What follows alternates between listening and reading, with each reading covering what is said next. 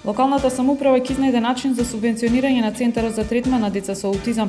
Во најкос рок ќе се пристапи кон изградба на нови пристапни скали. Презентиран проектот заштита на нашиот бисер Охридското езеро. Целта е подобрување на комуникацијата и координација помеѓу локалните самоуправи, централните институции и граѓанското општество во заштита на Охридското езеро.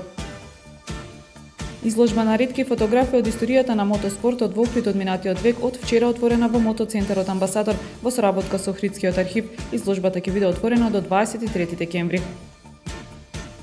Утре екипата на ГРК Охрид ја пречекува екипата на РК Радовиш во рамките на 15-тото коло од Суперлигата.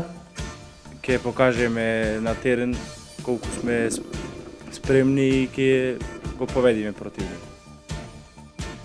Времето утре промелево облачно со сончеви периоди, температурата во интервал од -3 до 4 степени.